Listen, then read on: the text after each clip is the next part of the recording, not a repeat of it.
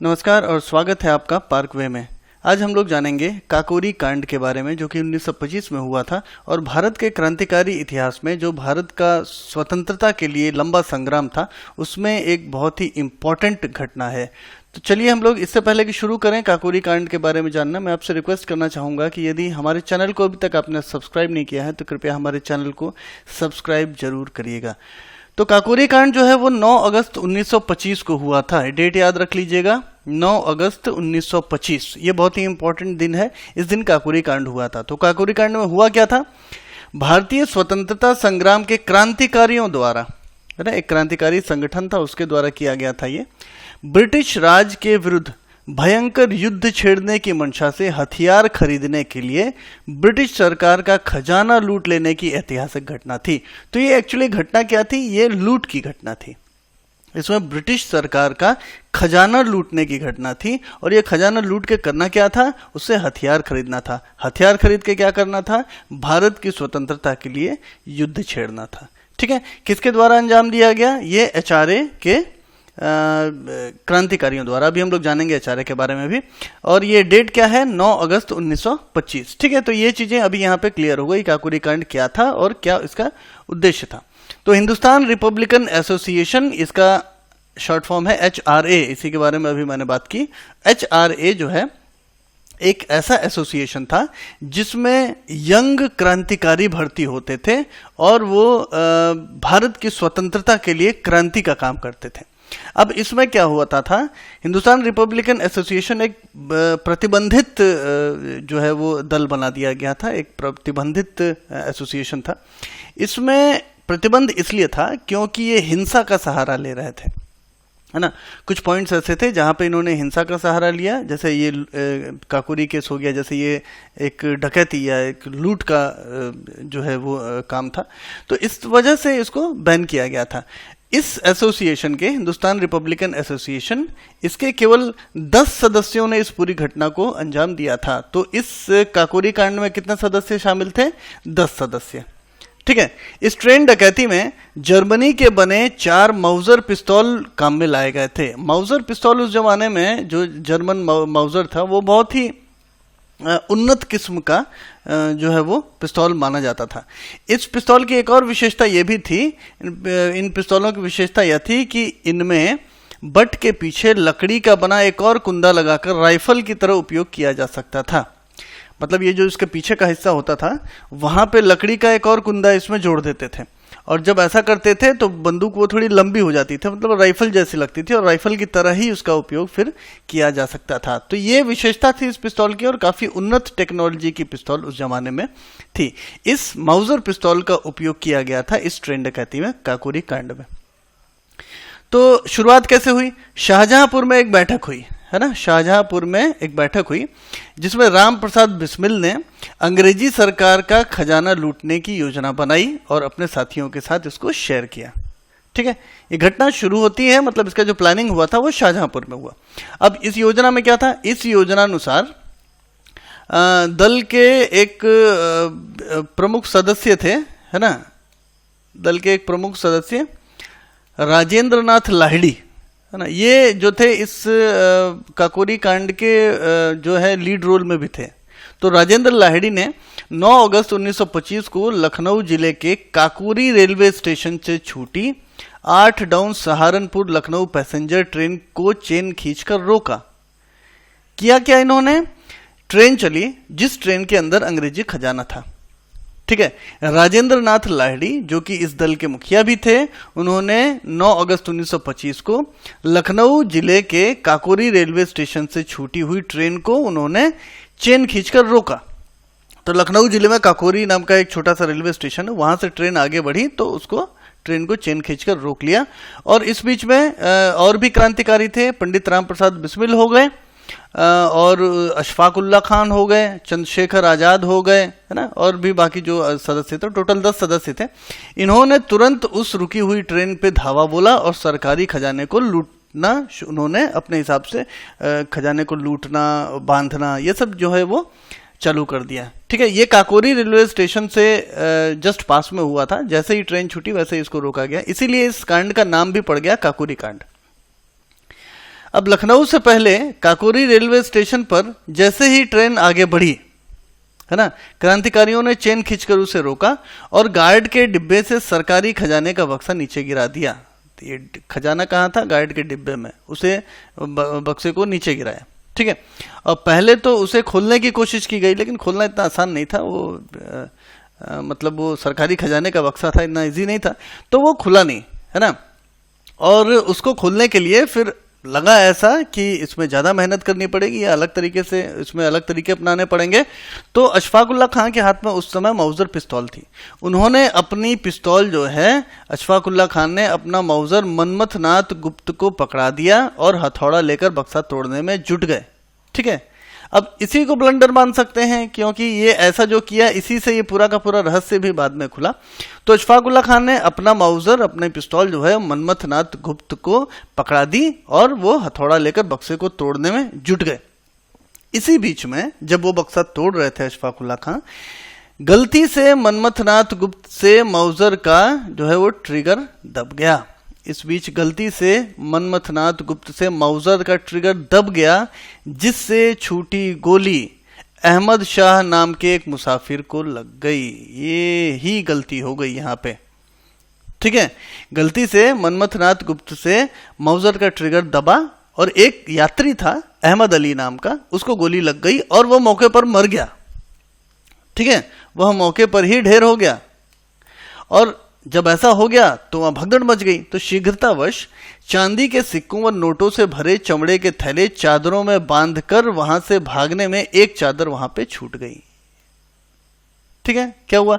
अब गोली चल गई, एक आदमी मर गया, भगदड़ मच गई, लोग बाग इधर उधर करने लगे। तो अब जल्दी जल्दी के चक्कर में क्या हुआ, जितने चांदी के सिक्के वगैरह ये सब थे, इन सभी क्रांतिकारियों ने झोले में भरे और अपने चादरों में भरे, और ये भागने के चक्कर में एक चादर वहां पे छूट गई। और जब अगले दिन ये सारी की सारी जो पूरी की पूरी घटना थी, या अखबारों के माध्यम से पूरे संसार में ये बात फैल गई कि ब्रिटिश सरकार का खजाना जो है वो लूट लिया गया है। अब ब्रिटिश सरकार के लिए एक बहुत बड़ा चैलेंज था, क्योंकि ब्रिटिश सरकार के लिए एक बहुत बड़ा अलार्म था ये। उनका सरकारी खजाना इतना जो है सिक्योरिटी में चलना जा रहा खजाना जो है लूट जाना, वो बहुत ही इंपॉर्टेंट घटना हो गई थी, बहुत ही अजीब सी घटना हो गई थी, जिसे ब्रिटिश सरकार जल्दी से जल्दी सुलझाना चाहती थी। तो ब्रिटिश सरकार ने इस ट्रेन डकैती को बहुत ही गंभीरता से लिया और उन्होंने सीआईडी इंस्पेक्टर तसद्दुक हुसैन के नेतृत्व में स्कॉटलैंड की सबसे तेज तर्रार पुलिस को इसकी जांच का काम सौंपा। तसद्दुक हुसैन जो थे काफ़ी तेज तर्रार पुलिस के ऑफिसर थे, और इनको ये काम दिया गया कि वे पता लगाएं कि किसने किया है और उसे पकड़ें। तो तसद्दुक हुसैन ने पूरी छानबीन की, तहकीकात की। अंग्रेजी सरकार को जैसे इस बात की का पता चला कि ये एक सुनियोजित घटना है ना, तो पुलिस ने काकोरी कांड के संबंध में जानकारी देने व षड्यंत्र में शामिल किसी भी व्यक्ति को गिरफ्तार करवाने के लिए इनाम की घोषणा के साथ इश्तिहार सभी प्रमुख स्थानों पर लगा दिए। पहले तो पुलिस को ऐसा लग रहा था कि ये सिर्फ एक चोरी की घटना है, एक डकैती की घटना है, लेकिन तसद्दुक हुसैन ने जब अपनी छानबीन चालू की तो उनको शुरू में ही पता लग गया कि ये इसके पीछे जो है वो बिगर कॉन्स्पिरेंसी थी, इसके पीछे कुछ और प्लानिंग थी। और प्लानिंग कुछ ऐसी थी कि ये जो पैसा है, ये जो खजाना है, इसका उपयोग किसी और चीज में होने वाला है, मतलब एक और बड़ी घटना इंतजार कर रही है। तो वहां पे जो है वो अंग्रेजी सरकार के कान खड़े हो गए और उन्होंने क्या काम किया, इनाम की घोषणा की, इश्तिहार सभी प्रमुख स्थानों पर लगवा दिए, है ना, और तेजी से जुट गई कि इस षड्यंत्र में शामिल किसी भी व्यक्ति को, सभी व्यक्तियों को गिरफ्तार कर लिया जाए। ठीक है। अब परिणाम यह हुआ कि पुलिस को घटना स्थल पर मिली चादर में लगे धोबी के निशान से इस बात का पता चल गया कि चादर शाहजहांपुर के किसी व्यक्ति की है, और शाहजहांपुर के धोबियों से पूछने पर मालूम पड़ा कि चादर जो है वो बनारसी लाल नाम के एक व्यक्ति से है। अभी हम लोगों ने देखा था कि जब अहमद अली को गोली लगी थी, भगदड़ मची थी, तो एक चादर क्रांतिकारियों से छूट गई थी। वो चादर जो है बहुत ही इंपॉर्टेंट सबूत साबित हुई। तसद्दुक हुसैन ने ये पता लगा लिया कि वो चादर कहाँ की थी, तो उसमें धोबी का निशान था उस चादर में। उससे पता चला कि चादर शाहजहांपुर के किसी व्यक्ति की है। ठीक है। और वहां से शाहजहांपुर के सभी धोबियों से पूछताछ की गई और यह पता चला कि चादर जो है एक व्यक्ति की है जिसका नाम है बनारसी लाल। अब ये बनारसी लाल के थ्रू ही पूरी की पूरी जो क्रांतिकारियों की टीम थी वो पकड़ी गई, ठीक है। और बनारसी लाल कौन थे? अब उनकी चादर इस्तेमाल हुई थी तो बिस्मिल के साझीदार थे वो, ठीक है। तो बिस्मिल के साझीदार बनारसी लाल से मिलकर पुलिस ने इस डकैती का सारा भेद प्राप्त कर लिया, सब कुछ खुल गया। पुलिस को उससे यह भी पता चला कि 9 अगस्त 1925 को शाहजहांपुर से राम प्रसाद बिस्मिल की पार्टी के कौन कौन लोग शहर से बाहर गए थे और कब कब वापस आए। पूरी की पूरी कहानी खुल गई, कौन कब बाहर गया, कब वापस आया, 9 अगस्त को कौन यहाँ पे नहीं था, वगैरह वगैरह। राम प्रसाद बिस्मिल को जो है वो केंद्र में रखते हुए जब खुफिया तौर से इस बात की पूरी पुष्टि हो गई कि राम प्रसाद बिस्मिल जो हिंदुस्तान प्रजातंत्र संघ यानी HRA यानी हिंदुस्तान रिपब्लिकन एसोसिएशन के लीडर थे, उस दिन शहर में नहीं थे, है ना। तो 26 सितंबर 1925 की रात में बिस्मिल के साथ समूचे हिंदुस्तान से 40 लोगों को गिरफ्तार किया गया। बहुत ही एहतियात के साथ तसद्दुक हुसैन ने बहुत ही सावधानी के साथ पूरी की पूरी अपनी जांच पूरी की और उन्होंने ये साबित किया, इस बात के पूरे सबूत जुटाए कि 9 अगस्त 1925 को राम प्रसाद बिस्मिल शाहजहांपुर में नहीं थे। और इस प्रकार से दूसरे लोगों के बारे में भी इसी तरह की पूरी जानकारी इकट्ठा की गई। जब पुलिस संतुष्ट हो गई कि हाँ अब पकड़ा जा सकता है, तो एक साथ 26 सितंबर को एक साथ कई जगहों पर छापे मारकर 40 लोगों को गिरफ्तार किया गया और ये सभी जो है वो बिस्मिल के साझीदार थे और HRA यानी हिंदुस्तान रिपब्लिकन एसोसिएशन नाम की एक पार्टी के सदस्य थे।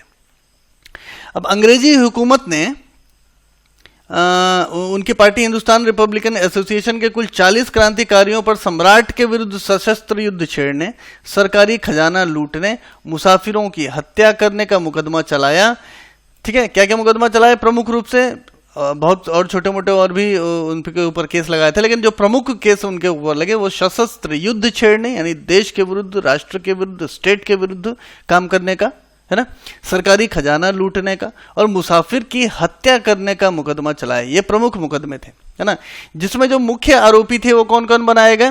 राजेंद्र नाथ लाहिड़ी जिन्होंने चेन रोकी थी, ट्रेन जो है वो चेन खींचकर रोकी थी, पंडित राम प्रसाद बिस्मिल जो कि इस टीम के प्रमुख थे, लीडर थे, अशफाक उल्लाह खां जो कि जिन्होंने खजाना लूटने में, खजाना जो है को तोड़ने में, ये सब में प्रमुख भूमिका निभाई थी, ठाकुर रोशन सिंह। तो ये राजेंद्र नाथ लाहिड़ी, राम प्रसाद बिस्मिल, अशफाक उल्लाह खां और ठाकुर रोशन सिंह, ये चार को प्रमुख इसमें आरोपी मानते हुए इन चारों को फांसी की सजा सुनाई गई, ठीक है। इस मुकदमे में 16 अन्य क्रांतिकारियों को भी कुछ न कुछ सजा हुई, 4 वर्ष से लेकर अधिकतम काला पानी तक का दंड इसमें दिया गया।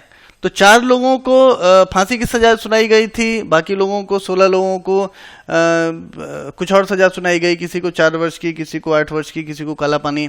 और तमाम उसके बाद अपील भी काफ़ी हुए, तमाम अपीलों और दलीलों के बावजूद सरकार टस से मस नहीं हुई और अंत में राजेंद्र नाथ लाहिड़ी, पंडित राम प्रसाद बिस्मिल, अशफाक उल्लाह खां और ठाकुर रोशन सिंह को फांसी की सजा सुना दी गई। लाहिड़ी को अन्य क्रांतिकारियों से 2 दिन पूर्व 17 दिसंबर को फांसी दे दी गई और बाकी लोगों को 2 दिन बाद फांसी दे दी गई। तो इस प्रकार से इन चारों क्रांतिकारियों को फांसी दे दी गई। जेल में जब ये लोग रहे थे, जब ये लोग चारों और बाकी लोग भी जो 16 लोग थे, जब ये लोग जेल में थे तो वहाँ पे अब राम प्रसाद बिस्मिल के बारे में बता दूं कि वो एक बहुत अच्छे कवि भी थे। तो ये मेरा रंग दे बसंती चोला, सरफरोशी की तमन्ना अब हमारे दिल में है, ये उनकी रचनाएं थी जिसको ये लोग गाते थे। तो जेल में रहकर लिखे गए तथा गाए गए गीत मेरा रंग दे बसंती चोला ये बहुत ही फेमस है, आज की डेट में भी बहुत फेमस है, और सरफरोशी की तमन्ना अब हमारे दिल में है, ये जरूर देखिएगा आप लोग इन दोनों गीतों को, इन गीतों को आप पूरा पढ़िएगा, देखिएगा, बहुत खूबसूरत लाइन्स हैं इसमें और बहुत वेव्स बहुत अच्छी हैं इन दोनों गानों की। तो ये जेल में रह के लिखे गए और गाए गए गीत, ये दोनों मेरा रंग दे बसंती चोला और सरफरोशी की तमन्ना हमारे दिल में है, बहुत प्रसिद्ध हुए और आज तक प्रसिद्ध हैं। तो ये कहानी थी काकोरी कांड की जो कि 1925 में घटी थी। इसके बारे में यदि आपको कुछ पूछना हो, कोई आपको फीडबैक देना हो तो कमेंट बॉक्स में जरूर लिखिएगा। चैनल को सब्सक्राइब नहीं किया हो तो कृपया सब्सक्राइब जरूर करिएगा। मुलाकात होगी अगले लेसन में एक बार फिर से। नमस्कार।